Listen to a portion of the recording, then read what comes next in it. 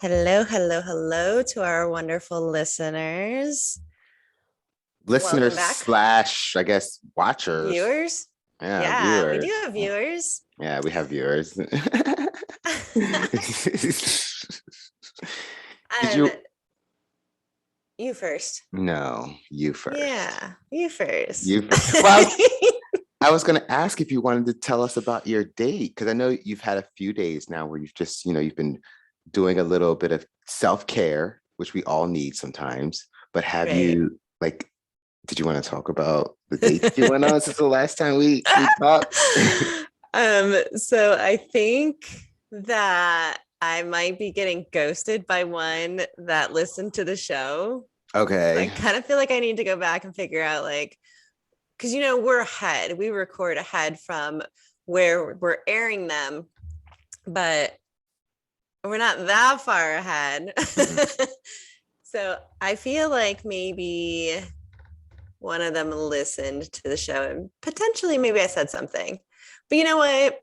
It's just part of life. It It's not a is. big deal. It He was a is. nice person, but peace. Yeah, obviously has a sensitive ego. If that's the case, he listened to something that he didn't quite agree with, and instead of having a conversation with you about it, he decided to ghost you. So, do you really want someone like that as a partner? I don't know. That's true. That's true. I'm really open and honest with people. Not from point of matching, but the point of first date. So obviously my profile doesn't say what I do for a living because I don't want that prejudgment. I'd rather meet in person and explain what I do and explain that my job has nothing to do with my ability to date. Like they're not actually connected. You know, it drives me nuts. Like you don't ask your therapist about their personal relationships Mhm. or about their work and assuming like, well, you're a therapist, so are you going to therapize me the whole time? No, of course not. Like coaching isn't all that different. We can keep our personal lives and our professional lives separate, and as well as like just because I'm a good coach for my clients doesn't mean I'm awesome at it for myself. Mhm. I mean, it's different because it's like you have for to be a great coach, you have to be objective. And if you're Right. too close to the situation, i.e., your own life, how can you really like look at what's really happening if you're living it? So, Exactly. I can't do like coaching sessions on myself while hmm I'm trying to just be me. It just doesn't hmm work that way. So yeah. it's fine. I've been on a few other dates since then, hmm and we'll just. I'm not gonna jinx anything. We'll see where it's going. Well, you're looking great. You're things are starting to happen slowly for the show and for us. So I think it's all Yeah. uphill from here. And whoever you meet and it actually works out, and he's not intimidated by your success with love or success in general, it'll be great. So I'm optimistic about the future for you and I for me am and for too. all of our listeners and watchers. Like, yeah. Speaking of success and love, it reminded me of that episode. Mhm. So I'm not going to say any names or any details or any information because I don't want to embarrass anyone. But I don't know if you saw, we got an email from somebody who was interested in that particular guest. Ooh. Yeah. So Wait, is our show becoming like a matchmaking service? I know. I I love it. love that. I would love to hear a success story. Like, how did you two? I mean, let's not jinx it. But I'm just, thinking ahead. Right. How did you two meet? Well, I was a guest on my dear friend Andrea LaRosa's show, Date Smarter Sexier, and this woman was listening, or a man was listening, and they sent the email in, and then we met, dated, and we fell in. Oh my God, I'm sold. Right. I'm not marrying these two off quite yet, but just the fact that they both have agreed to go on a blind date, I think Mhm. is absolutely fantabulous. That is And fantastic. I can't wait. I'm so Yeah. excited. So yeah, when we have guests on, if the guest is single and you want to write in and Mingle. so yeah, it's pretty cool. I was really excited to see that. It makes me wonder, like, since this is a pre-show and only our viewers have privy to this information, we Right. should probably do like a singles episode. I mean, we've been wanting to do like some kind of roundtable talk, but maybe if Right. we like set something, maybe not like a dating game, but maybe like a singles profile. I mean, I'm saying all this since it's recorded and we'll be able to come back to it later, but like something where we have a bunch of people on that are just single and we talk about things, and then listeners, they can be like, hey, if you're interested in, you know, this person, send us an Yeah. email. That could be interesting. I feel like a lot of people are starting to go long distance now, or at Yeah. least search out a little bit further. Yeah. I think the frustration is kicking in pretty hardcore for a lot of people Yeah. between COVID and the pandemic and all of those issues, and people just feeling frustrated in general right now. Hmm. Yeah, I think their search is a little bit further Broader. out Yeah. than, yeah, they normally would have gone. I feel like because of COVID in a way too, a lot of people are traveling more. Like I've seen like RNs, nurses, registered nurses, they've been Right. a lot less of them are in one hospital now. So a lot of them are like moving around to different hospitals because it's very lucrative to travel as a nurse. And I'm even reading articles about people leaving California, moving to Texas and Arizona. So there is this movement happening. And then there's Florida. Everyone moved to Florida that were anti-maskers or anyway. So there's this movement going on. And I think because of that, people might be more apt to like maybe find someone further away. And I don't know. I don't know if you feel the same way, but slightly, since we're still in the pandemic and coming to the end of it, it's making me and maybe you and maybe other people really reevaluate what we're doing with our life. Absolutely. Yeah, I think that kind of started, when we were 6 months in and realized we're going to be stuck in this for a little bit. Hmm. And I don't even know if we're really on the way out, to be honest. Yeah, I can't tell. Like Yeah. it looks like it because I went to Disneyland yesterday, and of course, the crowds are back.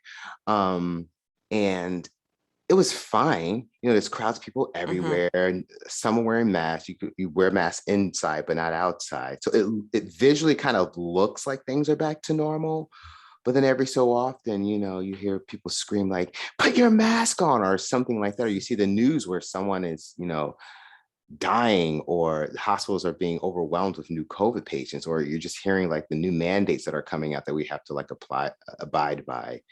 I don't know. Right. It kind of feels like I saw a meme recently where it's like we're working and then there's an apocalypse and we're like somewhere in the middle of it. It's like,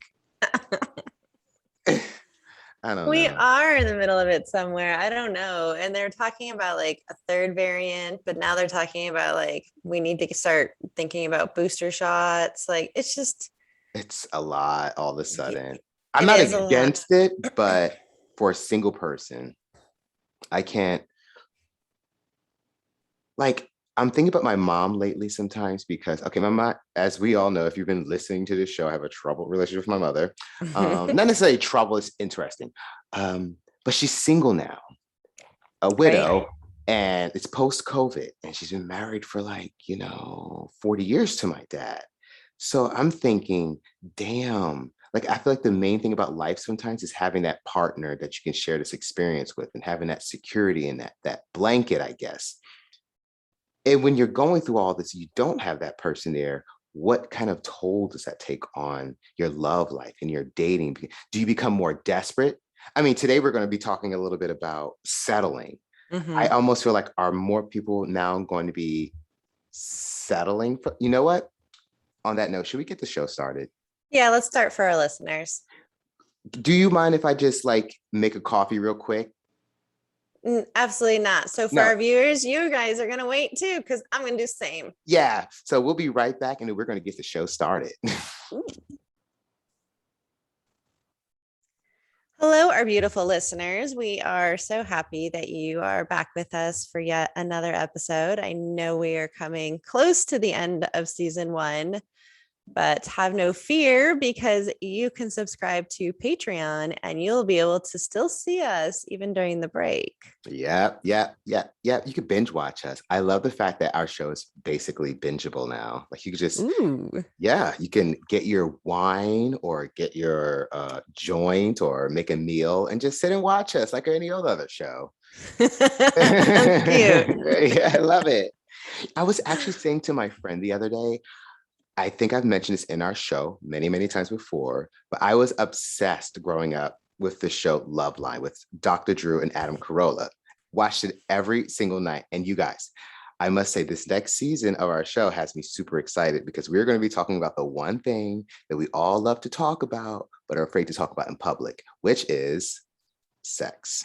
So, Sex. And like, we're not going to talk about sex in the way that you're probably freaking out. Like, we're going to yeah. talk about it in a very realistic way. Mm-hmm. So we're going to talk about things like sex addiction. We're going to talk about myths about like Mm-hmm. non-monogamous, Yep. ethical non-monogamous relationships. We're Mm-hmm. also going to talk about like the importance of talking to your partner about sex. Yes. And I think saying that's what going to you be, want and what you don't want. Yeah. yeah, that's Yes. going to be a huge piece of it. So when we do have guests on that are not professionals, as you've noticed in this season, we like to mix it up. Mm-hmm. It's going to be a matter of just really tapping into that communication piece Yes. and really getting it so that people understand that communication is a huge part of our conversation when we talk about sex. So Mm-hmm. we'll talk about good books. Mm-hmm. I've got a slew of amazing books about sex, mostly for women, but I do have some that are about men as well. I think I have a few too, even though I'm not a professional. I do have some books that I highly recommend that I've read over the years as a gay man Awesome. myself. Yes. So it'll be exciting. I can't wait to start. We started recording for that season already. We're going to continue recording during the break, and it's just going to be a lot of fun, I think. It's gonna be great. I mean, you mentioned communication in our next episode, our second to the finale. We kind of summarize basically this whole season, and we'll talk about it more in next week's episode. But I will say, communication is so important, no matter what the season is about. I feel like your main message to all of us, me included, is to communicate with our partners and Mm-hmm. be open about what we desire and what we don't desire, which is interesting because of your idea for today's topic. When you had mentioned that, you wanted to talk about settling, Mm-hmm. and it makes me think about that. Some of us are lucky to find a partner that understands us and we understand them and it works, but that's not the case with everyone, right? Well, there's a lot of myths about settling, and there's a lot of misinterpretation when it comes to settling. Mm-hmm. Um, I really, first and foremost, think that the way we throw the word around, don't settle, Mm-hmm. is open to interpretation. Mm-hmm. So, with that said, everyone's going to interpret this particular episode today based on what they think the word settle means to them. So, Kanan, tell me what you think the word settle means. Like, what does it mean if someone told you to just settle into a relationship? I would think settle means, okay, so I believe in that 80-20 rule where you get 80, if you get 80% of what you want from someone, then that's great. And if there's like 20% that you're like, then it's terrible. But if it goes more than like 80% where the person's only really giving you like 50% of what you desire or even less than that, then I think you're settling. Like in my last situation, I was dating a guy before I met my husband where everything was great except communication and loyalty. So basically I was getting sex, adventure, that's it, just sex and adventure, but everything that actually makes a relationship last, I would have to sell on. I know this now because of my husband and how our relationship is, but I didn't know that then. Mm-hmm. So I definitely think settling is saying no to things that really are important to you in a relationship. I love that. And so today I'm going to give away a huge chunk of what I do in my program Mm-hmm. because I'm feeling super generous. Ooh, do tell. And I think it's really important to understand settling. Mm-hmm. It's one of the first things we do when I'm working with a client. I agree with the 80-20 rule. In fact, I learned about the 80-20 rule back in my 20s. And I think I talked about this in an earlier episode. My friend actually kind of taught it to me a little bit. This was well before I was even considering becoming a coach. And she sat me down one day when I lived in LA and was like, girl, you got to stop looking for 100% because that doesn't exist.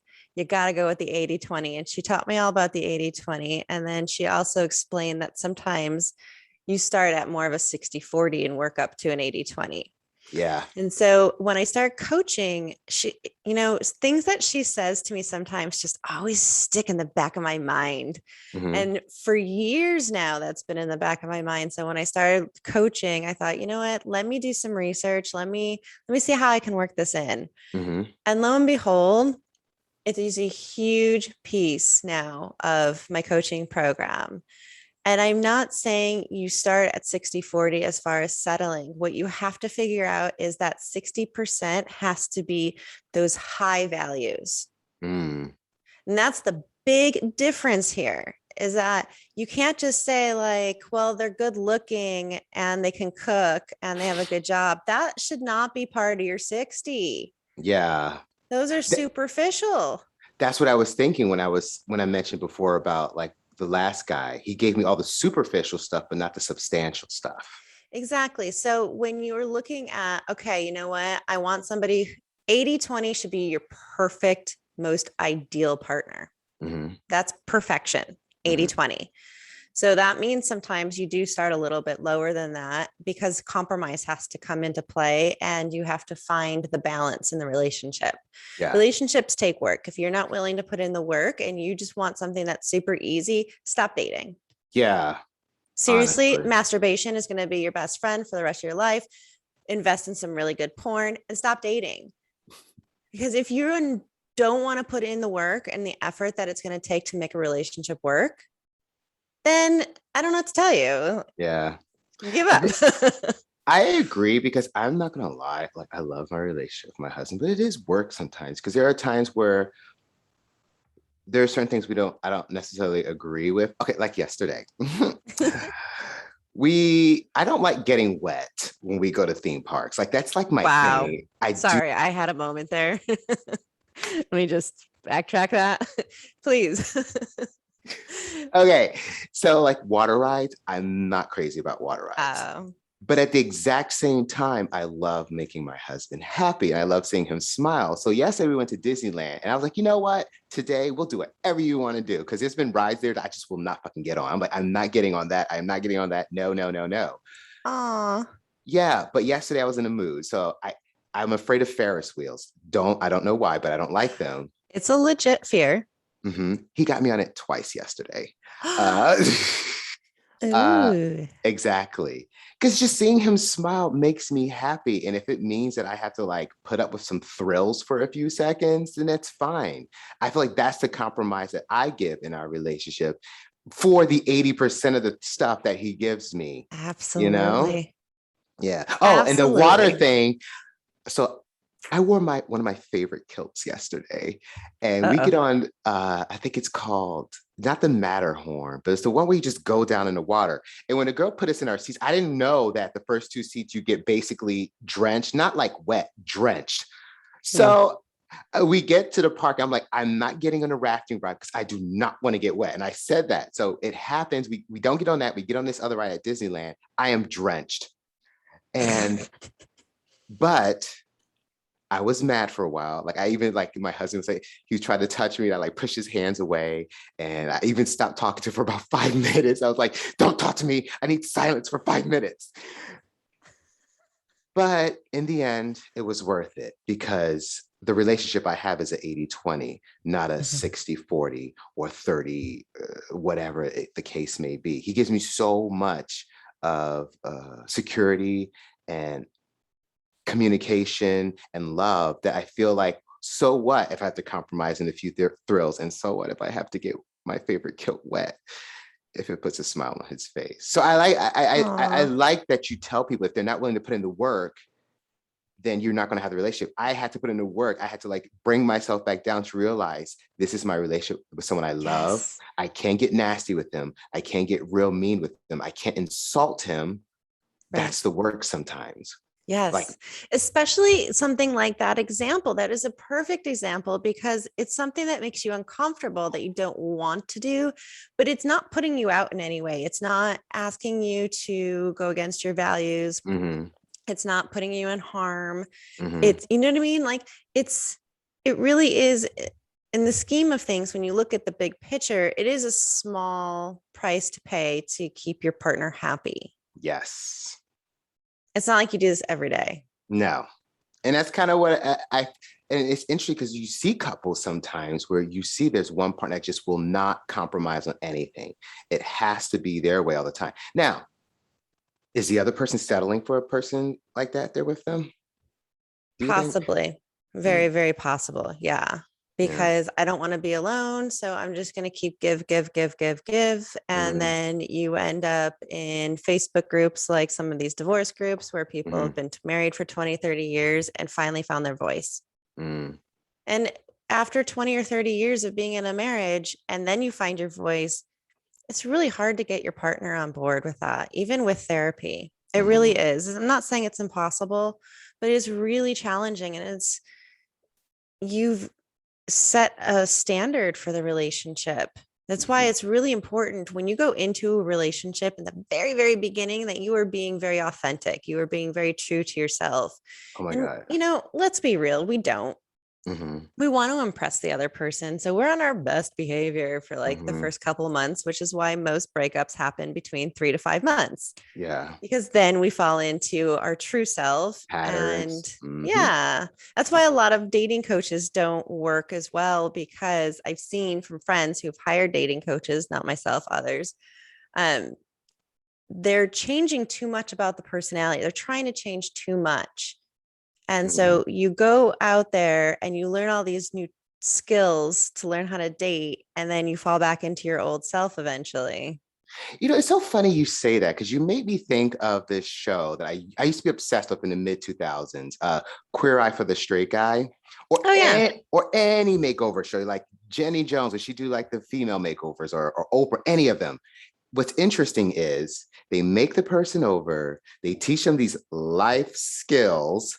I'm doing air quotes for all of you that can't watch that are not watching our show. They superficially change things. And I'm Mhm. always like, how is this person going to maintain all of that? That's not even who she is. Like they'll have like some bohemian woman or guy come on that you could obviously tell is probably into farming or some kind of more of a rural type of life. And then they make them super contemporary and cosmopolitan. And I'm just like, how is that going to work if she still, milks cows for a living? Like, it doesn't make sense. Right. Because she doesn't Yeah. know how to go out and continue that style. She doesn't have the Hmm. skills for it. So they basically change the outside without really focusing on who they are, which makes me think of another thing, acting classes. I feel like sometimes when you go to schools and you learn things, they're training you to like change who you are instead of exaggerating the best parts of yourself. Do you agree or disagree with? Absolutely. No, I absolutely agree. You have to work within your abilities. You have to work Yeah, within where you naturally lie. So, like you said, you have to enhance what you already have. yeah. And for some people, they need to suppress what they have because some people are just too much on first dates Hmm. and they scare people away. So, yes, we want to like pull back and be a little Hmm. bit more mysterious, but we're not changing who we are ultimately. And that's Yeah. the big thing. You watch all these dating videos. I mean, YouTube is just chocked full of like how Mhm. to's. Oh my God. Um, and I'm not gonna lie, I'm guilty of doing it too because Yeah, that's just the market. But yeah. It's at great. the I mean, I've learned so much. So there's that. and it's come up a few times. There's been a few people who have reached out and kind of commented on the show and talked about like, in this episode you said to do this. And I keep dating these guys who are like, so I heard your podcast, and on this episode you talked about like how to do this on a date or when to do this. And I'm like, oh my God, stop listening to me. Yeah. Because at the end of the day, you have two people, and if you are feeling it, if you are both being true to yourself and being authentic, and there is some kind of connection, just a little one, Mhm. then go with it. Trust Mhm. your gut. And I'm going to Mhm. be really honest. I'm going to share a dating incident that happened recently. I went on a first date with a guy. We met up for a drink in the evening, and in slow, everything closes at like 9 o'clock. It's Oh my ridiculous. God. They let us stay until 10. Ooh. And then Ooh. afterwards, he asked me, is this breaking your rules if I ask you to like back to my place to just hang out and talk? And I know on the show and on videos and with clients, I've said, do not do it. It's not safe. And you want to leave them wanting more time with you. Mhm. But what did I do? I broke my own damn rule. Straight up broke it. Went back to his place. No, I did not sleep with him. I know that's the person that you think. I mean, that was my next question. I mean, why not? No. This is I coming did from a not gay sleep with man. him because I am not interested in being someone's hookup. Mhm. Um, but I had to trust my gut. My gut said like I was putting, obviously I'm always going to be taking a risk when I do that. And it's not something I normally do. Mhm. Um, but I was really enjoying the conversation and And you I felt wanted to safe, right? continue. Yeah. And I felt safe Okay.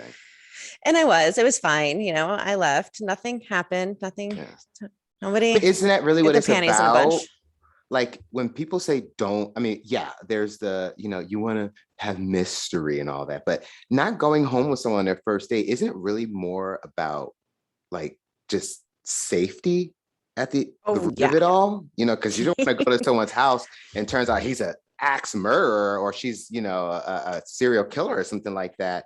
So I kind of thought that that's where that came from. Yeah, there's a religious side of it. It's like, no, you have to be, coy and, be a tease for at least 3 months. But I just thought it was about safety. It's like, you just don't know who you're going home with.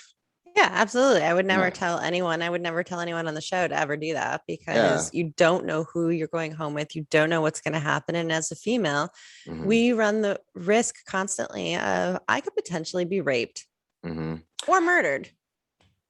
I was on my way home last night and I can't get this thought out of my head sometimes. And I don't want to sound like superficial when I say this or absurd, but okay, I love being a man. I fantasize about what it's like to possibly be a woman, maybe do drag. I don't know, but I love being a man.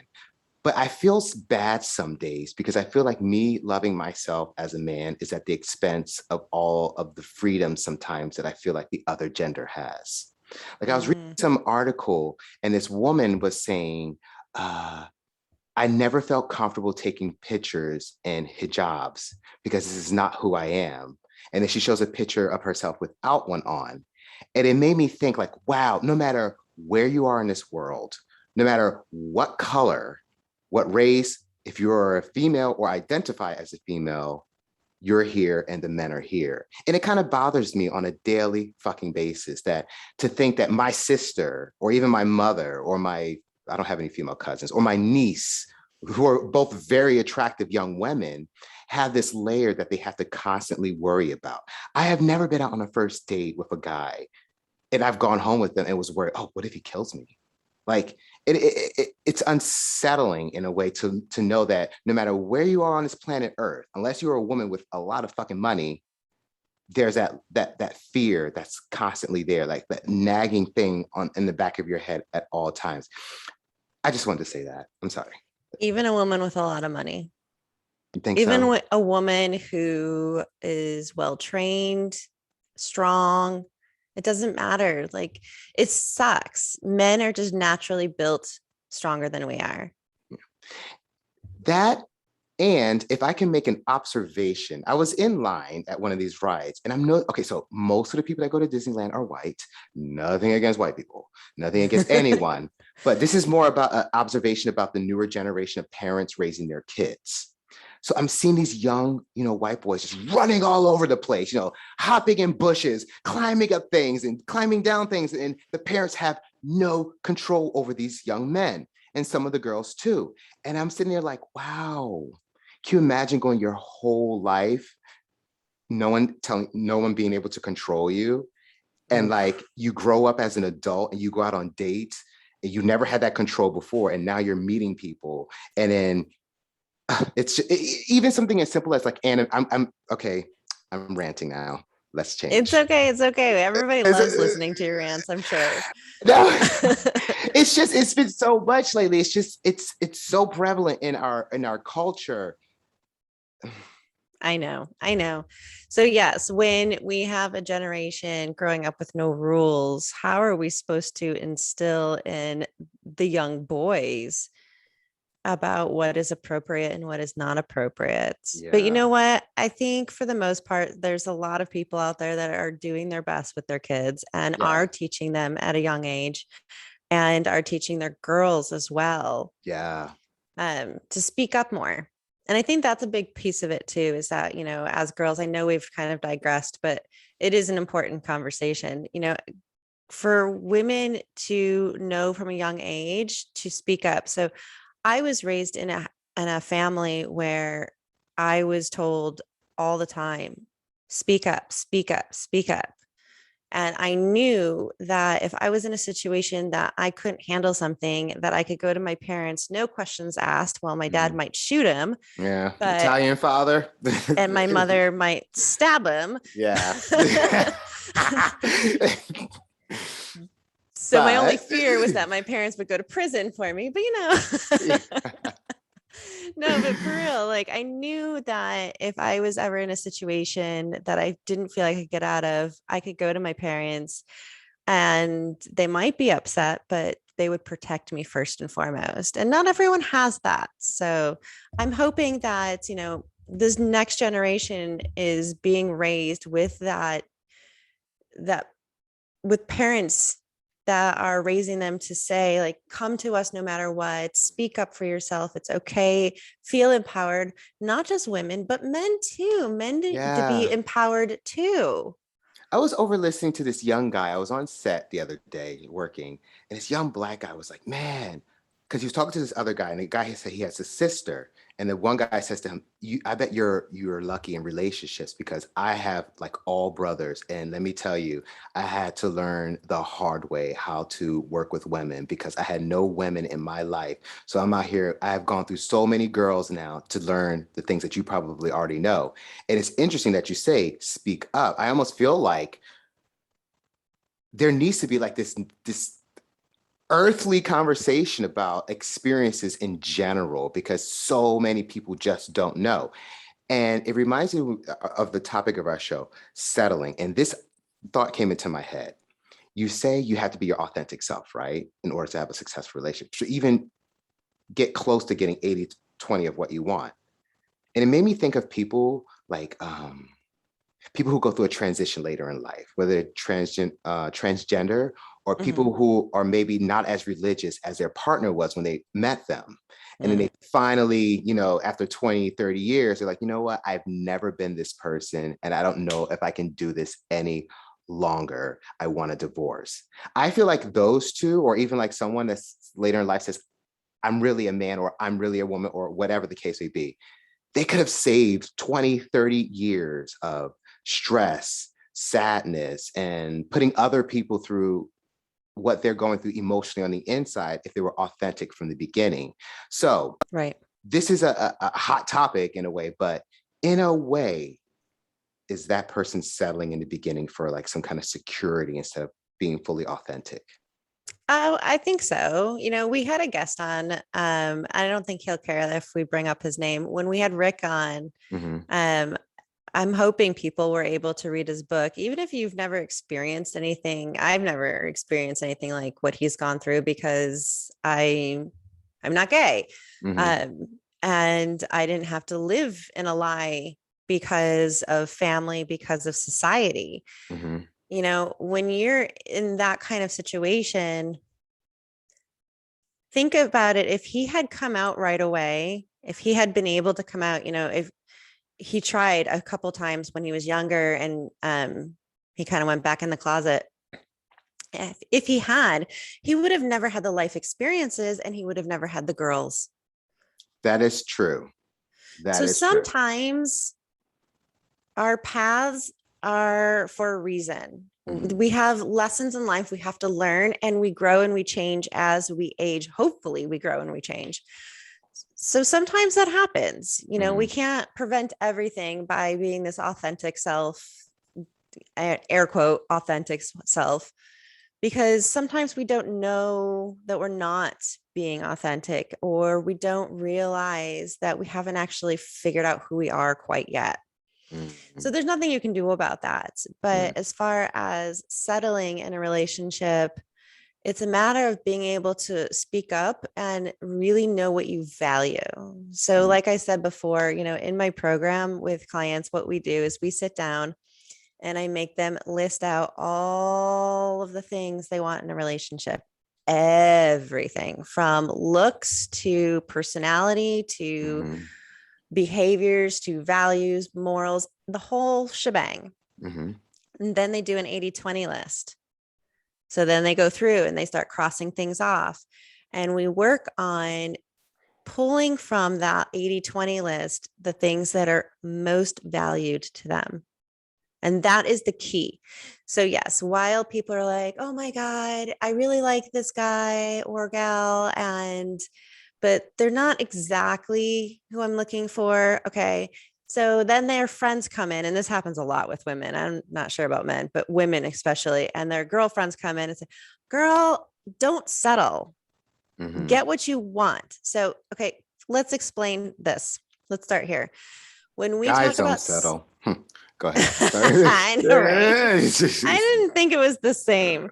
No. When we use that term settle when it comes to a Mhm. relationship, what we are saying to someone is get everything that you want, have Mhm. all of your expectations met. That is not realistic, It's not at not. all Mhm. realistic. You're going to be single for a very long Yeah. time. Even in If the you, perfect world. Yeah. yeah, Yeah. because you can't expect someone else to fill all of these gaps for you, right? Mhm. You have to do that for yourself. You have to be, and I've gotten a lot of like pushback on using this be a whole person. I know some people don't like that I say that. Mhm. When I say be a whole person, I don't mean get your shit sorted out, but know who you are. Like, Mhm. you don't have to have your career in line. You don't have to have a house in line. You don't have to have all that shit in line, but you have to know who you are. You have Mhm. to know what you value in life. Your Mhm. ducks don't have to be in a row, but you at least need to know that where you want your ducks at some point, Mhm. which There's ducks this, you want. I think that's true because there's this misconception with straight men that they think they need money to have a woman.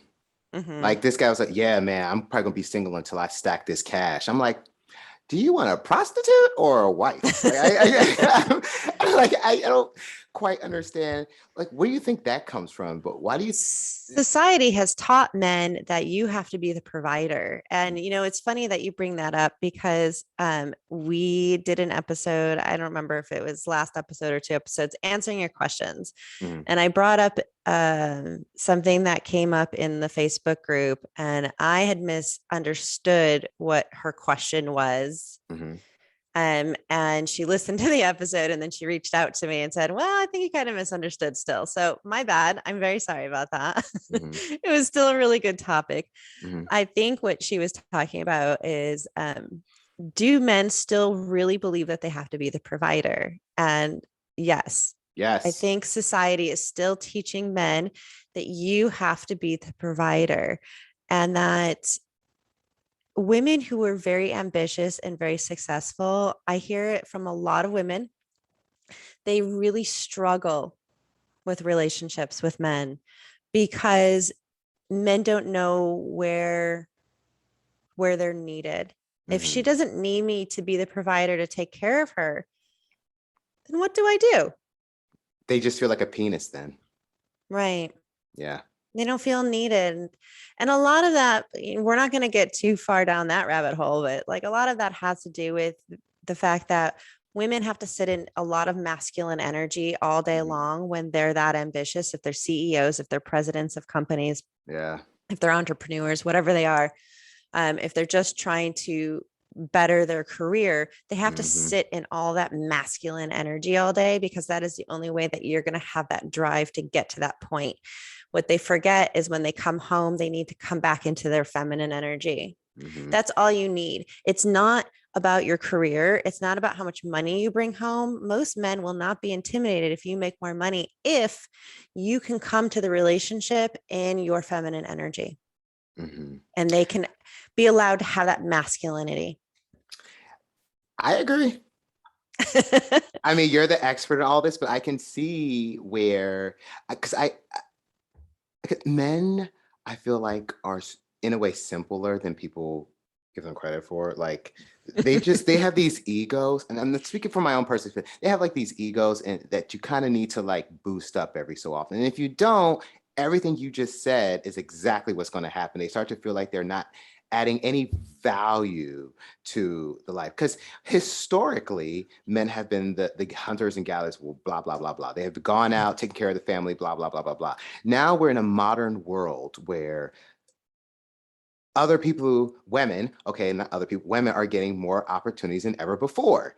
And now, they're at the table, and the men don't know what to do with that sometimes. And they feel intimidated by that. I don't know why. But yeah, I can see, like, if you just find a way to tap into that side of yourself, then the guy will be fucking fine. Because at the end of the day, they just want to know that they're needed.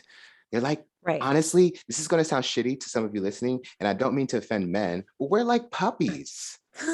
Pet Oh, our heads, cuddle with us, make us feel like we're adding value to your life, and we're happy.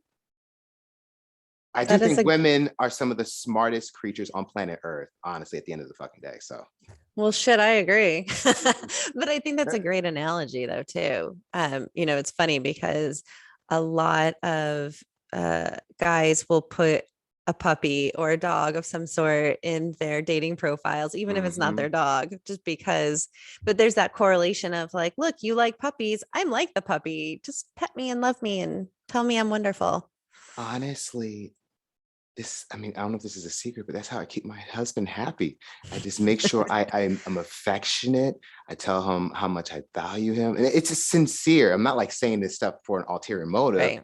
but I notice the more I do that, the happier he is. And I don't have to do anything else. And people don't realize that about men. It's just make them feel good. And that's kind of it. And make them feel like they're adding value. They're doing something. They're literally like puppies. Like Mhm. they're literally like, I was on set the other day and I'm watching the girls and the guys are all the same age group. They were the background actors.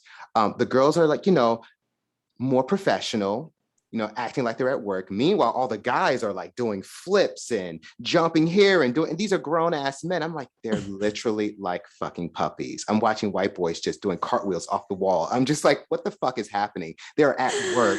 Why can't they contain this energy?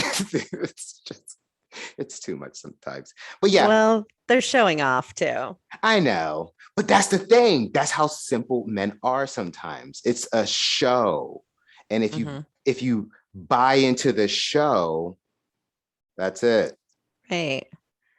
Right. When we talk about settling into a relationship, it think about this. If you go into a relationship with no expectations, I know that's difficult. I know we have expectations, but go in with standards, but no expectations. And there is a difference.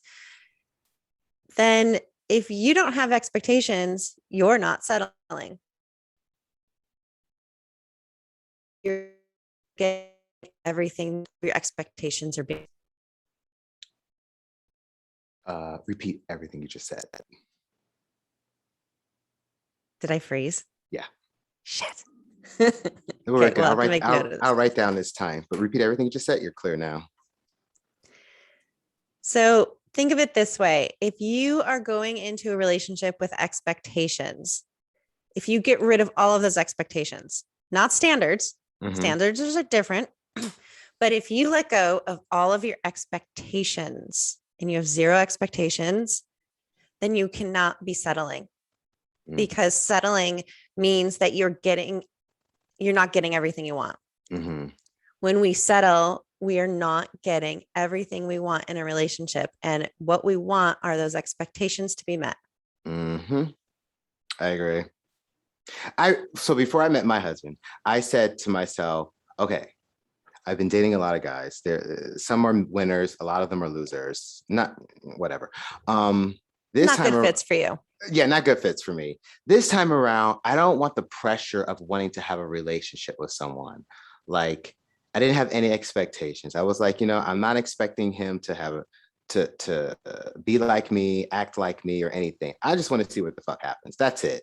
And when I let the things naturally just happen like that and not push it, it's when like he manifested in my life. Honestly, I think when you stop focusing on the perfect partner and just start focusing on just living your best life, whatever the fuck that looks like, the person just manifests. Seriously. I Like the guy I agree. was seeing before that when I was frantic, he was giving me 30% of what I want. This is a different guy than what I was talking about earlier, but he was giving me Mhm. 30% of what I wanted.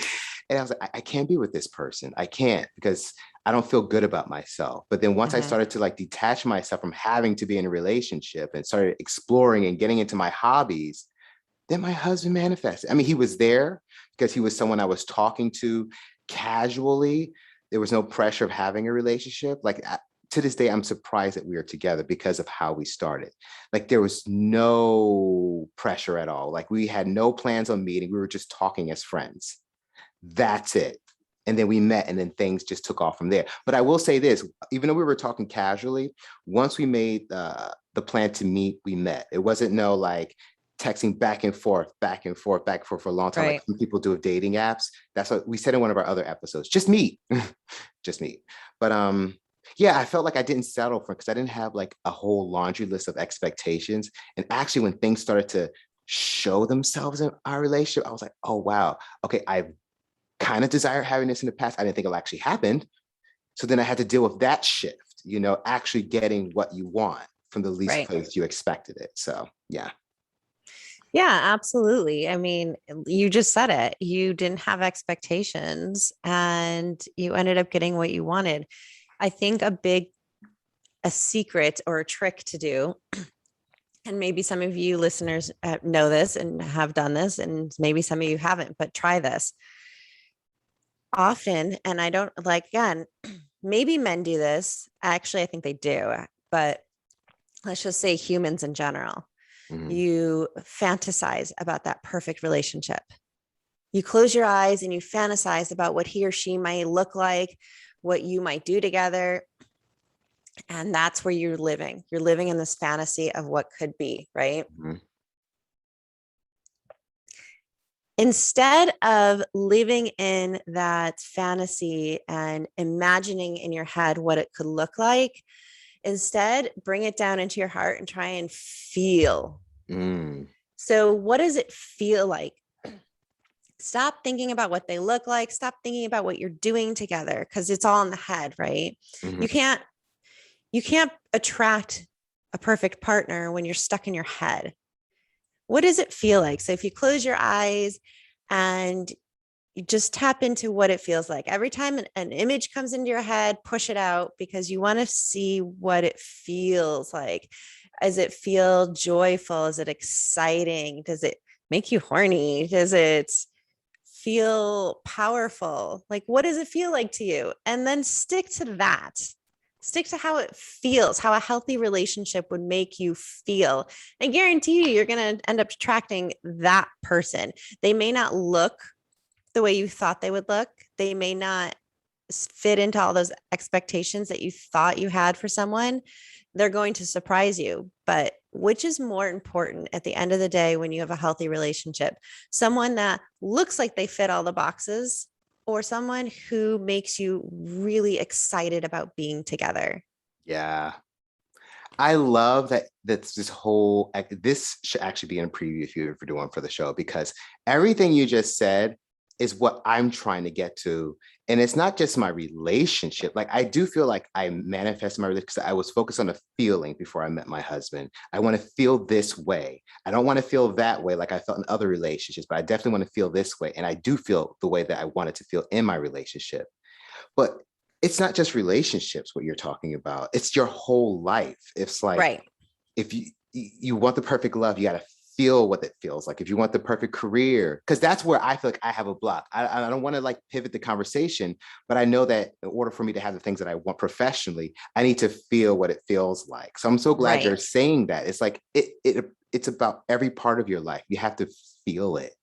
And if you don't feel that you deserve a great lover, if you feel that you have to settle, that's what you're going to get, right? Exactly. Exactly. And stop listening to your damn friends telling you, don't settle, don't settle. I even have friends that do that. They're like, why are Mhm. you settling? And it's like, this is not settling. This is compromise. Yeah. I don't Are they need to all the, single? yes, There you go. I don't listen to but single friends like that. that's the thing. Yeah, a lot of Yeah. people who are stuck in this, I don't want to settle. And I see it all over in these Facebook groups that I'm in. Hmm. Women are constantly saying, like, you know what? I'm not going to settle. I'm okay being single. Really? Then why are you in a singles Facebook group? If Exactly. you're really okay being single and are refusing to settle, but yet you are constantly looking for a partner, Hmm. you are contradicting yourself. Yes. You are never going to attract that partner because on the outside, you're trying to put on this facade that I'm okay being single. I'm not going to settle for anything less than what I deserve. Hmm. Okay, fine. You deserve to be in a very healthy relationship.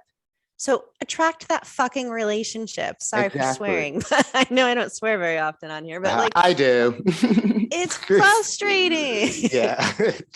It is okay to want to be in a relationship. It doesn't make you look weak Mhm. by saying, I want a healthy relationship and I'm going to work on myself to be the best version of myself so that I can attract the best version of the perfect ideal partner. Yeah. And that I perfect think, ideal partner is that 80/20. yeah. Like if anything, like that's it. Just be your perfect self. I mean, be your authentic self. Right. Yeah. And your Yeah. authentic self is just being true to who you are, being your best Hmm. self. I went on a first date with a guy once and he was all over the place, Yeah. like oversharing like crazy. And he was like, Mhm. I'm just being my authentic self. I'm like, this is not your authentic self. This is a nervous tick. Yes, you are clearly very nervous and you can't stop. Yeah. Like you could see he just couldn't stop, Yeah. and that's okay. Hmm. That is authentic. You are nervous, but being your best version means being able to take a moment, take some deep breaths, Hmm. and just be who you are. And, when we get nervous, sometimes it's because we're being judged. Hmm. Do you Everyone has that think, fear. do you think if he would have said at that moment, oh, I'm just so nervous right now, do you think it would have shifted the date a little? Then you were able to like laugh about how he's acting or anything like that? To be fair, he did. Okay. He did eventually say, like, I'm sorry, I talk a lot when I'm nervous, but then he continued to talk a lot. And I'm Okay. not gonna lie, it's something that I see a lot in first dates. Hmm. Guys get very nervous. I'm really calm on a first date. I'm really just super chill. I Hmm. know we're just getting to know each other, and I try to stay as calm as possible in hopes that they pick up on some of that calm energy and they calm down. And Yeah. it usually takes them a good hour, but What? they do. Okay. Even the date that I broke my own rules, Hmm. and I ended up hanging out with him into the evening and went back to his house. I think he was very nervous at first. He was like hyper and talking a lot and eventually calmed down. And I could see like his true authentic self kind of come through. And I went, all right, I like this guy. Cool. We can have a good conversation. So yeah, But just be cool about it. You can't be like, okay. Hmm.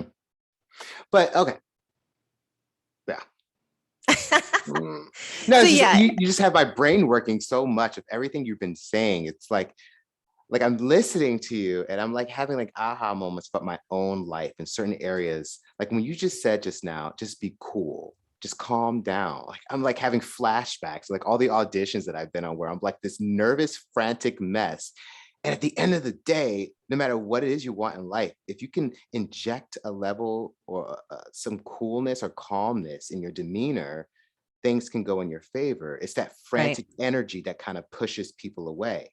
And it just, I was silent for a moment because I'm just reflecting back on all these relationships and where I was frantic and I was nervous and those things did not work out. Right. Absolutely. You're Mm, not being true to who you are either, because you're not in that state of nervousness all the time. And so that's all that the other person is seeing. You mm. don't get to go on a first date more than once, right? A first date is a Yeah. first date. It's a first. First And impressions. exactly. And a lot of people are not so forgiving about first dates. Yeah. I always tell my friends, even and my clients, but like a lot of my friends who are like, well, we went on a first date and it kind of sucks. So I'm not going to go on another date. And I'll ask them, like, were there any red flags? No. Was there just zero chemistry? Well, there was a little chemistry. I mean, I don't know. Why don't you give them a second date and see if you see a different version of them on that second date? And a lot of times they'll come back and be like, oh, you know what? Yeah, you were right. They were very different on the second date. I People agree. get nervous and they Hmm. don't know how to manage the nerves. Hmm. And so we either have to be a little bit forgiving for that, or we have to learn ourselves how to manage the nerves. And Yeah. we all get that way. So, yes, on a first date, like, it's kind of my job. Like, I'm a powerhouse on a first date. Hmm. Like, this is my field. But I'll give you an example where I am nervous. I joined Toastmasters because I need to start doing TED Talks and speaking for 10, 15 minutes in front of a huge audience. Oof, that's rough for me. That's really hard. I get nervous. And like Toastmasters is helping me to really calm down Hmm. and tap into what it is that's making me nervous. So sometimes we have to reach out for help. Hmm. That's a You know, great thing. I've been wanting to do Toastmasters again, actually, just to help with my acting career because I'm noticing it's not the skill that we lack, it's the calmness in front of others while performing that skill. yes, And it's like a date. exactly. It's like I remember my first date with my husband. It was great. We spent 4 hours together over sushi in Manhattan, but it wasn't until the second date that I saw who he really is. And we really the first date was 4 hours, but the second date was like 12 hours. So Damn. so I totally agree when you say, don't go off if you don't get red flags in a first date, like, oh, this guy's a fucking psycho, leave. Yeah, sure. But if it's like kind of fun and you're like, he's cool, I don't know where it could go, or she's great, I don't know where it could go, definitely go on a second date. Because this is the second date where I realized I think I'm gonna be with this guy for a long time. And you don't Hmm. know that. So I 110% agree on going on a second date with someone if you had an okay first date. Yeah, Yeah. absolutely. Like if Yeah. there's nothing really holding you back, your gut isn't screaming up some red flags on the first date, and it's, potential friendship there, then Hmm. go on that second date and just Yeah. explore it and see. You never know. Yeah, you never know. And you should never settle though. Like I hope those of you listening, because I settled a lot in the past, and those relationships were like exhausting, mentally exhausting. Like it was so funny because in all those relationships, the sex was always great, like always great, but it was the communication, the loyalty, all the other stuff that you kind of need to maintain a relationship that was lacking. And honestly, when I talk to some of my single gay friends and my single female friends, every time they break up, it's usually that it has that same scenario. Like, oh my God, when we met, it was so much chemistry. We had sex all the time. And then once we got to know each other, it flatlined. And I'm just like, what are you looking for? Because when I hear like my one friend, he's a white guy, and we was talking about the guy that he said, oh, he has a big black dick. I love the fact that he's black. I'm like, I think you're approaching this relationship from a very superficial like lens. It's okay that you like men that are a different race, but if you're only approaching it from a lens of like a porno scenario, I don't think you're ever going to have a healthy relationship. Because when I No. say, tell me, what do you like about this guy? Well, he's black, he has a big penis, he has a good job. I'm like, that's not him. I mean, that's him, yes, but you didn't tell me we laugh together, we share the same life stories, experiences, and all that stuff. When I hear that stuff, then I'm like, oh, Mhm. you might have a chance at a relationship. When they start just talking about sex or the looks or, oh, she has a fatty, I'm like, bro. Yeah. It happened to one of my friends recently, actually, someone that she was once interested in. She found out that he doesn't refer to her by name, but by her boobs. Oh my God. Yeah, Like no. he doesn't say that he sees her, he says that he sees her name boobs. I don't want to say her name because she Yeah. listens to our show and she's going to kill me for calling this out. But Yeah. Yeah, but you like don't want to be with a guy like that because obviously he's only interested in getting in between your legs and in between your boobs. clearly in between her boobs. And don't get Yeah. me wrong, she's got very nice boobs. In fact, I wish she would kind of flaunt them a little bit more. But you know what? Everyone in their comfort zone. But Mhm, again, that's a good example actually of settling. Like mhm, he is the type of person that may or may not treat her with respect or treat her with dignity. And she deserves respect and dignity. And if he doesn't, then that is settling. yeah. And Settling, that's not be assholes, but we know a lot of girls that do get in a relationship with guys like that. Where right. yeah. Right. So we need to re-evaluate how we are determining what settling means to us. Mhm, Settling should not mean having your expectations met. mhm. Settling, if you settle in a relationship, it's because you've put aside what your values are. And that Yeah, we shouldn't do. You should never never. settle for less than what you deserve as far as values. Yeah. But if you are talking about like, I really want a guy who has the same lifestyle as exact same lifestyle as me, Mhm, or I want somebody who is tall, or I want a woman who is really thin and fit and likes to go to the gym and we can go biking together or whatever. I'm that's sorry, dude, fine. but that's ridiculous. Wait, That's is absurd.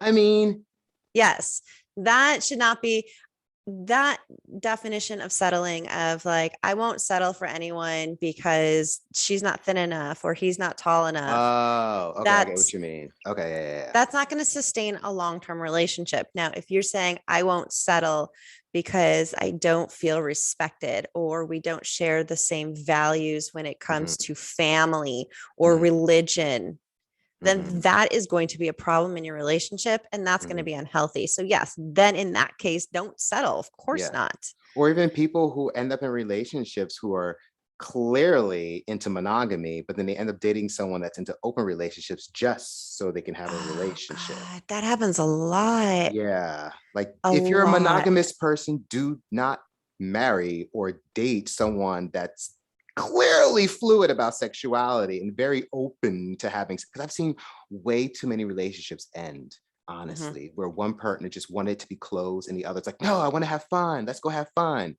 Yeah, that's settling. Absolutely. Yeah. Absolutely. But you need to be true to yourself too. If you're the type of person who knows, like, I want to explore open relationships or ethical non monogamy, and you meet someone and you're like, damn, she's perfect. She's exactly what I want, but she wants monogamy. But I'm gonna try this monogamous thing and see if it Mm. works for me. And then they cheat. Right. So don't do that. Yeah. I promise you, there is another awesome chick out there that's going Yeah. to fit that. Like, Hmm.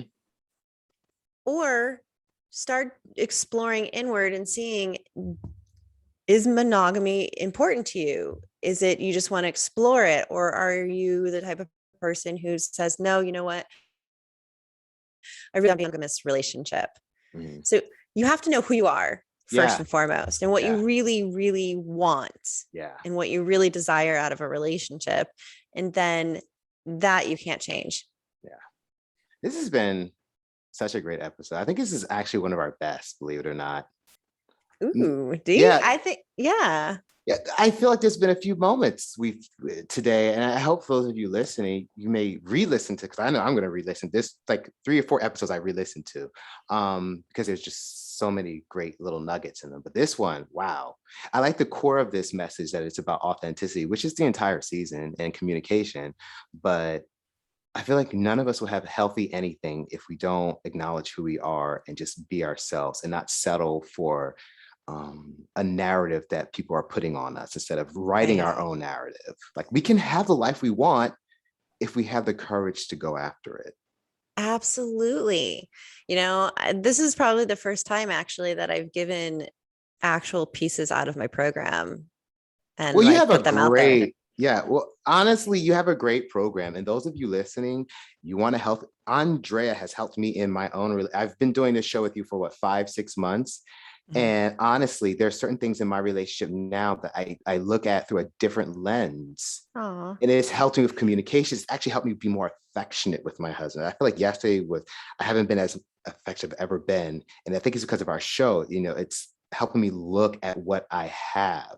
And if you have something, I've always known this. It's not like it's new, but I'm just I think in life, sometimes we have to show our appreciation and be Mhm. more grateful for the things that we do have in our lives. And when we are grateful for those things, we do get the feelings of love. And then we do attract better things and wonderful experience. It seems to be like a snowfall effect. So it's like Absolutely. if you don't settle and you actually say, I'm going to wait for what I want or something that feels close to what I've desired, it happens. And not only does it happen, it starts to snowball in every other part of your life Right. because it's magnetic. And yeah. Absolutely. I completely agree. Yeah. You have to be open to it. Yeah. You have to be open to it. And you said you've always known. And most of our listeners have probably read numerous relationship books or they watch, you know, an obscene amount of YouTube videos. And they're like, well, I know all the information. I don't need help. But you can know the information, but not know how to apply it. Yep. And you have to be held accountable for when you do apply it. Mm-hmm. And that's where getting that extra help comes from, having someone be your accountability partner, whether it's a professional coach or a friend or someone. But you have to remember that you need to be held accountable for that Mm-hmm. growth. And you have to learn how to apply it into your everyday life. And that can be really challenging. Yeah. But that's where coaches come in. I've resisted it, but when I take a step back and look at my life, I do have a few coaches in my life, but they do make a difference because accountability makes a Mhm. huge difference. I think the thing that most of us suffer from is we don't take accountability for our actions and the things we Absolutely. say and the energy that we put out in this earth and amongst each other. And I think that's what leads to a lot of the confusion in our Mhm. lives. So until we are accountable for who we are and the things that we're projecting, I don't think anyone really ever have love. So those of you listening, listen to Andrea, have her be your coach. This is not a show to help, you get more business. You genuinely want to help these people have healthier relationships, and you've helped me get a better relationship. So having a coach is super important. Having someone to be objective in your life to say, hey, did you do this the way you said you were going to do it? Makes a huge Exactly. I difference. have an accountability coach. Yeah. She's great. She holds me accountable for everything that I'm trying to achieve in just life in general. We Mhm. focus mostly on, work related things, me finishing the book and things like Mhm. that. But like, you can't do it on your own. And it's okay to admit if you can't do something on your own. Yeah. None of us can. Yeah. I want to be the best I can be. So I'm going to have coaches and people who can support me. Hmm. And that's okay. Wow. Yeah, I may have to hire a few more coaches for myself. To at least help me accountable for certain areas where I'm just like slacking, I guess. Aw. See, this show is such an aha moment. I love it. I love it. Well, with that said, we are going to let our listeners go and we are going to move into our post show. And I'm going to share some more tidbits in our post show Hmm. because why not? And if you want to be a part of that post show and you want to see all of the juicy extras that we kind of give, Hmm. you need to subscribe at patreon.com. Forward And slash date smarter, sexier. yes. Yes. But do please give us a like, follow us, give us a comment as well. We love to have reviews. We really, really appreciate those reviews. And continue to send us emails or messages, join the Facebook group, and we can't wait to not see you. That's our Patreon people. We can't wait for you to listen to us. Oh God, that didn't work. Oh no, Well, we'll talk to you soon. Yeah. We will talk to you next week. So until next time.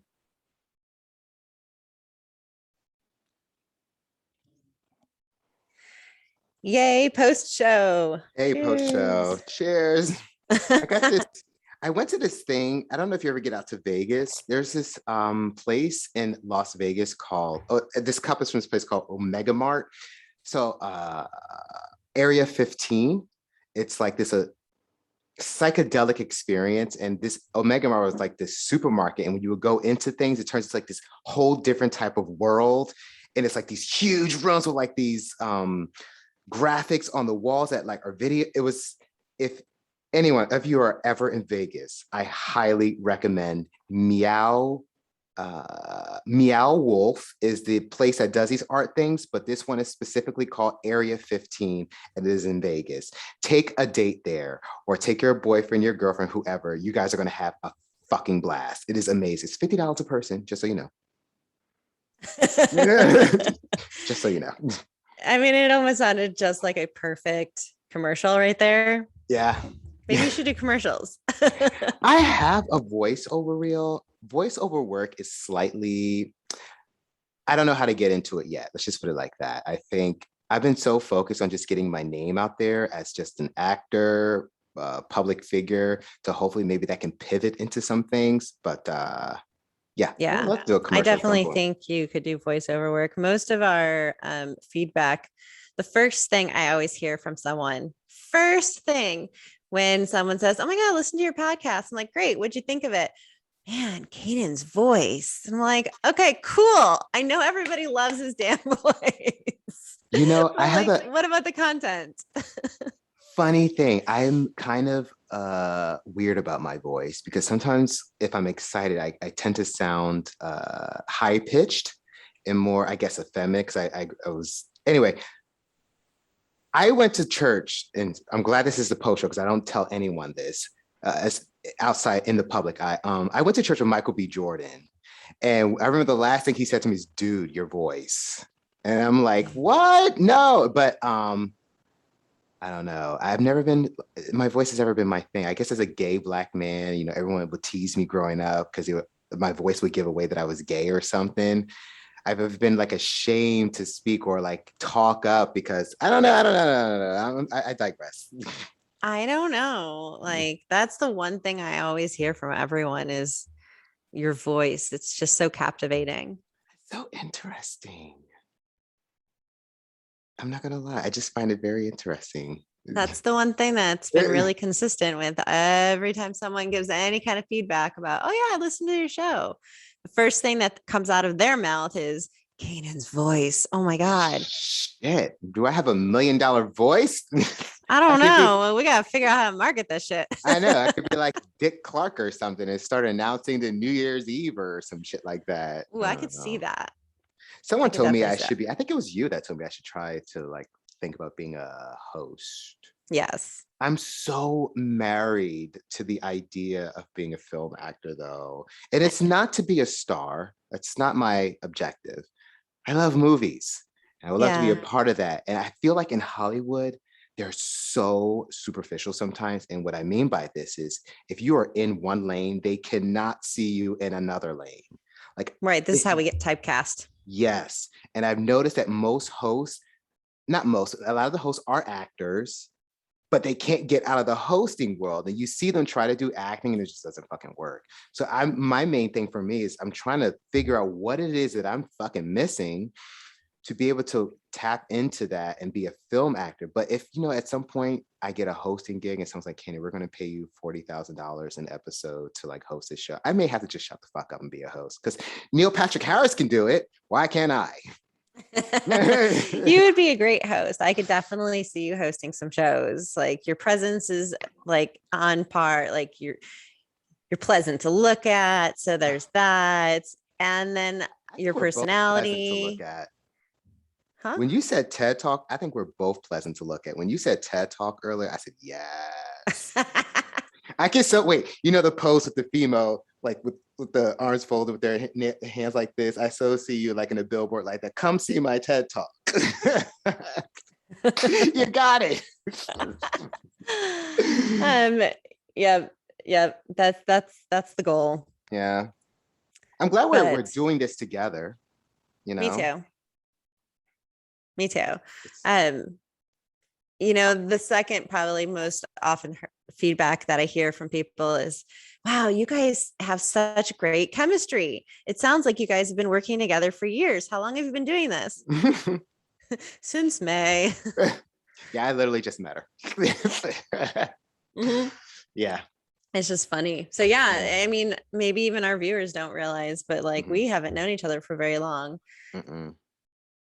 But we both care a lot about relationships, and I think that's where it works. Like you're a professional, you're certified to teach everything that we've been talking about in this show. I'm just fascinated by it. And I think because we both have such an interest in it, you professionally and me casually, or me just objectively from the outside, I think that's what makes us come together. Because I notice we have a lot of the same views on a lot of different things. So it makes it easier to talk about it. And Mhm. I think that's what kind of works. I think that's what works in any friendship. You kind of have to have the same views. And if you don't, You got to you know, share values with friends too. yeah. It's not just intimate partners, it's friendships. And Mhm. I think the pandemic has kind of brought that to light for a lot of people of Yeah. realizing like, oh, our friendship was based off of activities or events or Mhm. whatever it was that you were doing together, but maybe now that you can't do these things, you can't share these activities, you've realized we don't have anything else in common. Yeah.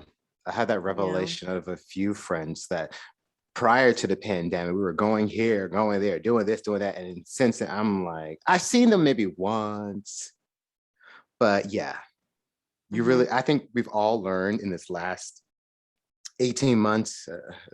I've lost count of time at this fucking point. Um, I feel like in the last year, I've learned a lot about myself. I've really started to push the envelope of my authenticity, trying things that I was scared to try. And then once I try them, I'm like, what the fuck was I scared of before?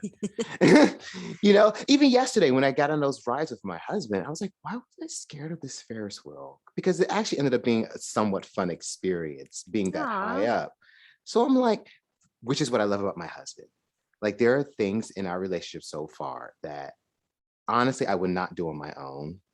But because he was there, I feel so safe with him. Mhm. I explore that. And I feel like I would have never learned that if I didn't allow myself to really get to know him and have that friendship first and go on dates with him. Because before I'm very attracted to my husband, but before it was like, just purely superficial. It was purely, oh, we make each other feel so good in the bedroom. Because all of those other guys, the first date was really us having sex. And then after that, we're deciding to like, maybe we should go on a date. I don't know. But with him, it wasn't it wasn't that. It was let's just talk and see what happens without us saying, let's just talk and see what happens. It's like it, go ahead. I'm really glad you brought up the safety issue, though, feeling safe in the relationship, because so many people, that's what they want. They want to Yeah. feel safe, men and women equally. They want to feel safe in the relationship. And what they don't realize is that actually takes time. Mhm. You have to develop that. It's Yes. trust Yeah. takes time. You can't start at that point.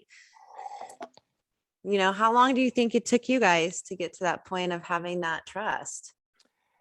I think it took a while, but what really pushed it was so my sister had planned a trip to New Orleans and I was going to go with it. It was her, my brother, and I.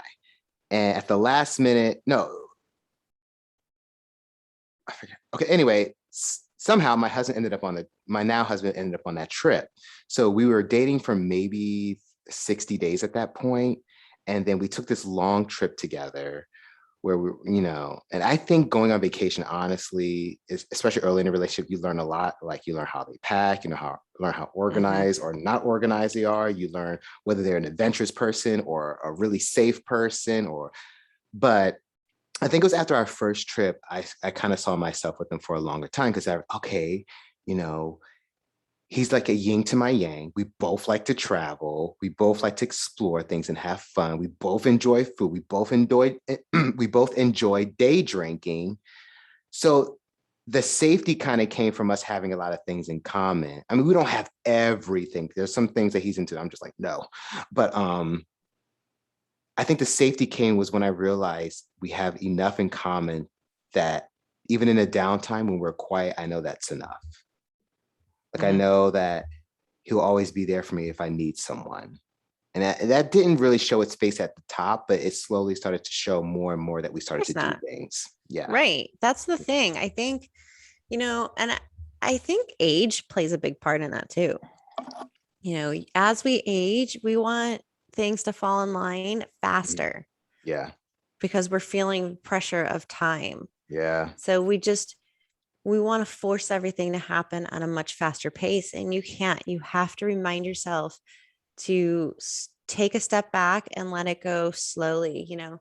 This is another big piece of like working with people who are over the age of 35, especially. When they were in their 20s dating, they had no problem taking things slowly because they thought, I have all the time in the world. I don't want to get married tomorrow anyways. I don't want to have kids tomorrow. So like, no big deal. But now if you're over the age of 35 and you're still single and you still want to have a family, you are feeling the pressure of time, especially if you're a woman. Yeah. Because your clock is ticking, whether you know it or not. Yeah. I mean, granted, some are having babies later in life, but the energy levels to raise a child. Honestly, yesterday when I was at this park and I'm seeing these parents with their kids, and I'm like 37 now, and I'm like, I am exhausted. And all I've been doing is running around with my husband today. I can't even imagine having like 2 or 3 kids with me or one child. So it's like, yeah. Yeah. And it depends. It really does depend. I ended up babysitting my friend's twins last night so that they could go to a wedding. Their babysitter fell through at the last minute. And I was like, yeah, I'll come out there. 11 months now? And you're never going to find 2 little girls that are so well behaved. Like it's mind blowing that these twins are just so well behaved. And they're 11 months. Wow. They're 11 months and they're so easy to take care of. Like it's just crazy. That's it's just great the weirdest thing. Or do you think it's like some kind of nature? Like it's just the way the kids, because do you think kids are born with their personalities, like a little smidgen? Because everything is kind of learned, but I do think there's DNA things.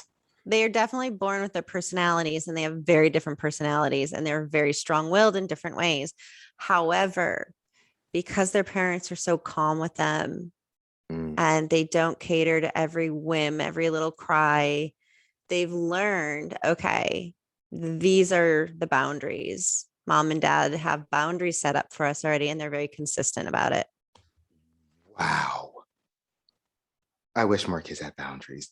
What you just said, like when I was seeing these kids jump from fence to fence and like just where they're not supposed to be, I'm like, damn, these kids do not know what a boundary is. And when you tell them a boundary, they start to cry and act like you just, ripped off their limb or something like that. They act like it's a personal attack. Because you didn't prepare them for it. So really good boundary skill for a child is before you go into the park. And I learned this mostly because my mom used to do this with us, but also with all of my ABA and CBT training that I've had from the past working with kids, you need to tell them what the rules are before you walk into the park. Yeah. What the expectations are for them. We're not going to run. We're going to walk. You're going to stay by my side. We're going to have, you're going to ask if you want to go do something or see something. you have certain rules, and you can't have so many rules that they're like, well, I forgot that rule because I have 15 fucking rules. You can't go doing that either. You have to really consider like what's most important Yeah. and give them, those handful of guidelines that they can follow. And you can Yeah. remind them like, uh-oh, what was rule number 3?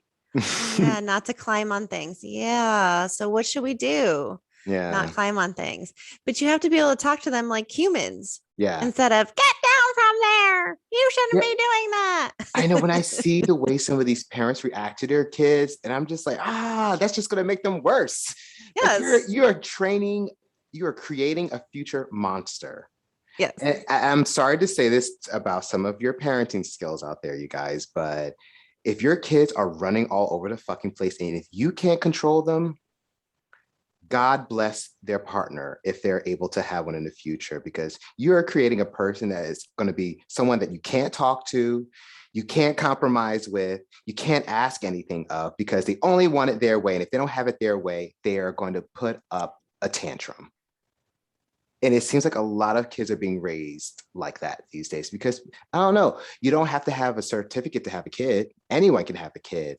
And it seems like this newer generation is just the generation of people watching reality TV and the internet, and there's the kids that just do whatever the fuck they want to do. And So something that's really important to think about. I know our viewers are probably like, why am I watching this? You're talking about kids. But here's something that's really important. The way that you are raised as a child affects how you attach into relationships as an adult. yes, and that's the point of all of this. Yes. So Not your about, yeah. attachment style to a relationship as an adult is heavily dependent on how you were raised as a kid. And we've talked about it in a previous episode too about narcissism. Mm-hmm. So narcissists are not born, they are raised. Behavior. Yes. I've had to, like, to this day, I still have trauma.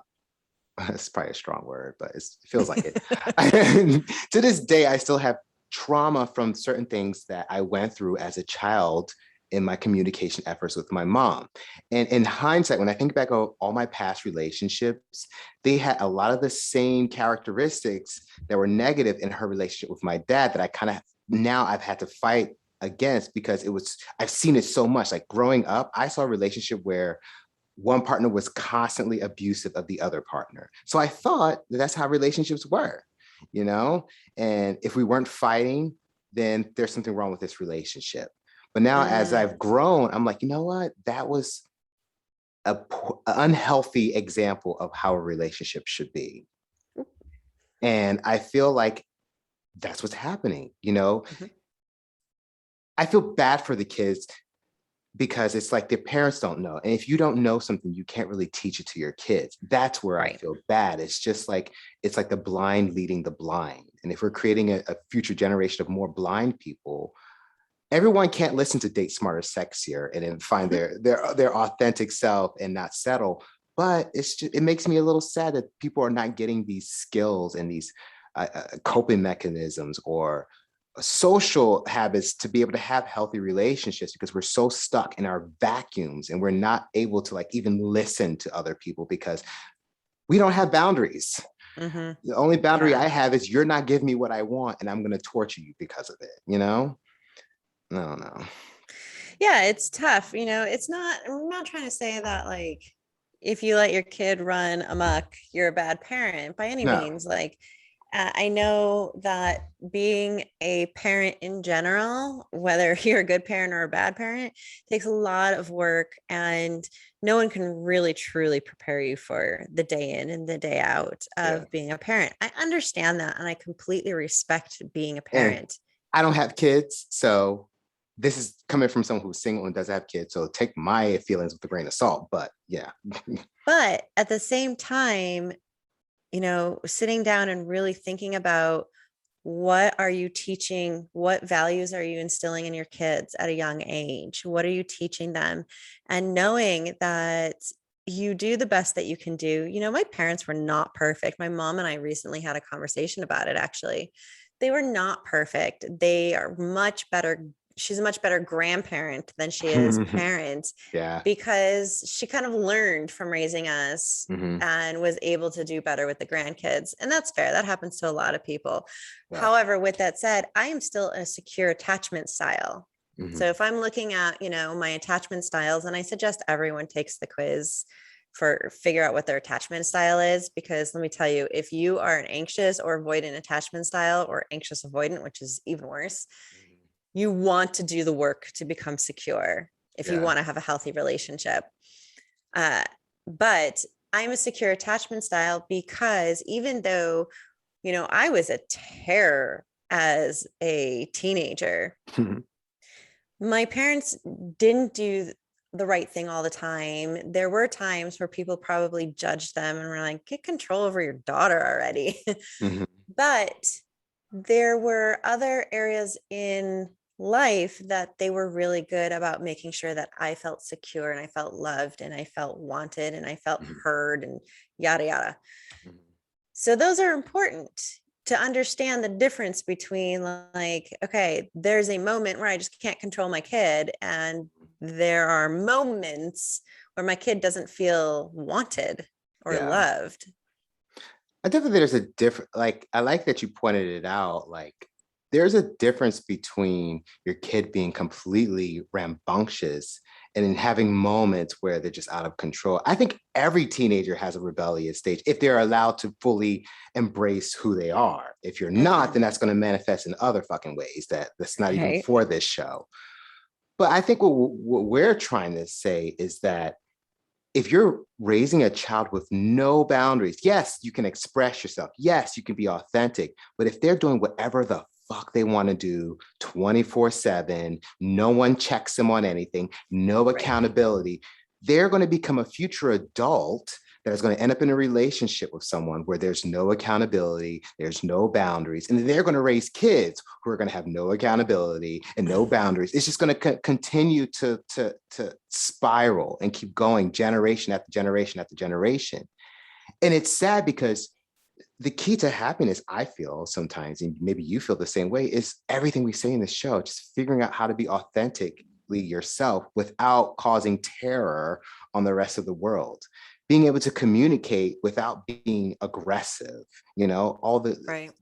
just be yourself without, leaving a negative footprint everywhere you go. Right. Consider other people. Yeah. That, I think, is something that I see on a regular basis that really is a huge pet peeve of mine. It really gets under my skin. I hear it with people around me sometimes where they're just like, me, me, me, me, me. And it's like, well, Hmm. that's great. I know you got to take care of yourself, and there Hmm. is a very fine line.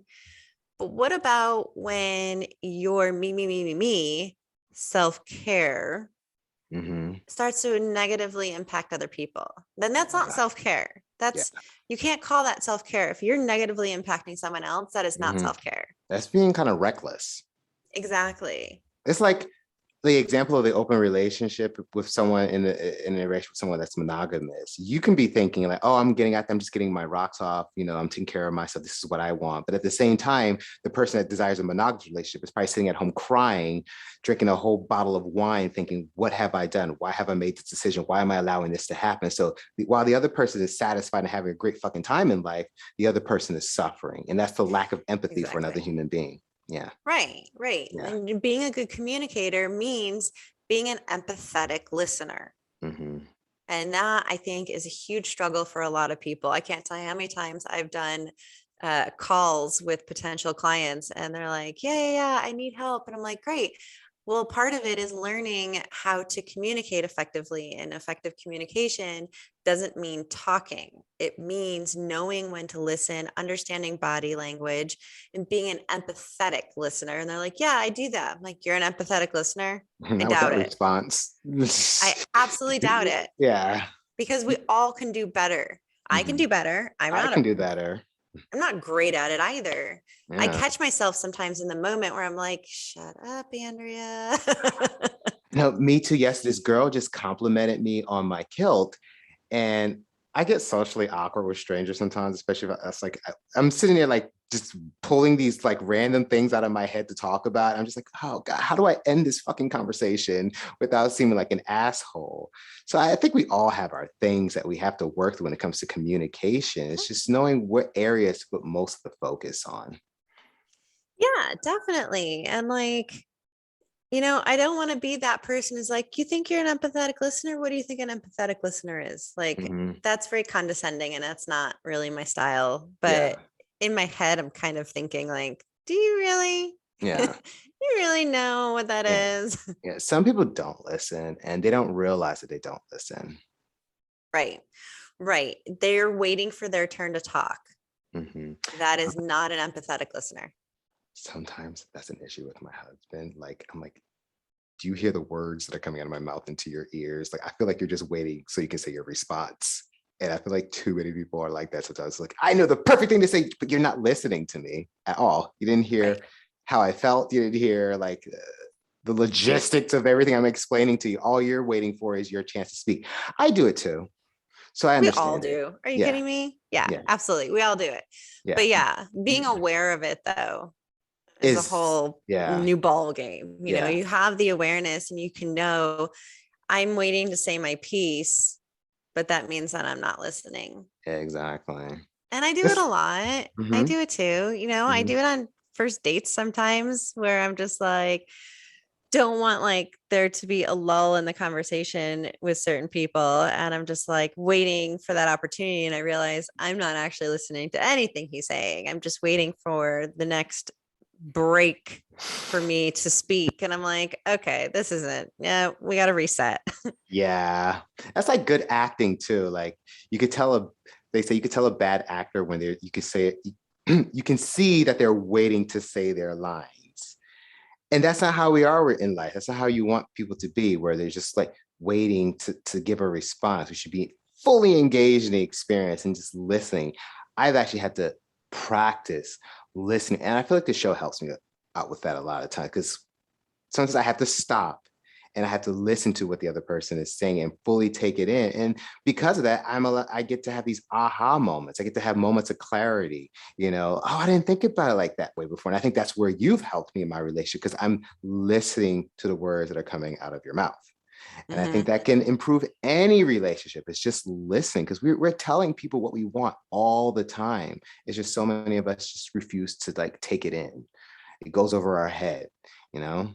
It's like, remember the show, I think it was Newlyweds or something, where they bring new Oh, couples yeah. on and they ask them like questions and to see how much they know about it. And what I took from that show is, the ones that would do really well is obviously they have really good communication and they both pay attention to one another.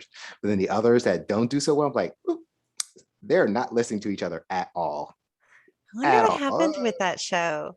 The premise of the show was a little bit boring. It was a little too Yeah, simple, yeah. but the idea of it, like, yeah, it'd be kind of cool if we could bring that back I, somehow. But I think so too. I mean, it gives away too much about your personal relationship. So you're basically going on TV to exploit, little I details. know there has to be But a way to do it. yeah, but I like the concept of it because I think we've Right. gotten away from really paying attention to who we're with. And Like, it was stupid questions sometimes yeah, they would ask, like favorite food, even. and they won't even know it. And it's like, that's not my favorite food. Don't you know me at all? I Like wouldn't have something any. really simple. Yeah, like favorite color, favorite food, their How you favorite. take your coffee. Yeah, because I something happened the other night. I was on my way home from set. And my husband was like, "Do you want me to order the sushi?" Because I usually switch it up, but I wanted him to order it just so I can see what he will order for me. So I'm like, I'm not going Oh. to tell him what I want. I'm going to see how well he knows me. And he did really well. So I'm like, oh, that made me feel good to know. Because I know if I was up to the task of ordering I know what the fuck I cook for my husband like sometimes 2 or 3 times a week. I know what he likes. So it felt good to know that I have a partner that when I get left it to him, he knew exactly what I would want. And I think that only comes from paying attention to your partner and being fully there and fully engaged in the experience of Mhm. having that relationship. Yeah, definitely. I've seen it with certain guys that I've been on dates with when they remember certain things. And I'm like, you remember that? I don't, you remember talking about that? And they're like, yeah, yeah. And it's like, it's a really cool feeling when It somebody is. remembers the little things, Hmm. or like they know those little things about you. Like, oh, I know how you like your coffee, or I know like the kind of wine you drink, or I know whatever it is. Hmm. It's nice. It means Yeah. that they're paying attention, but that means you have to pay attention too. Yeah. It also means, well, it just means you have to be a little bit selfless. And there's nothing wrong with that. There's nothing wrong with like paying attention to someone else just slightly a little bit more than yourself. I mean, it's Right. a nice energy to put out there in a You way. have to give.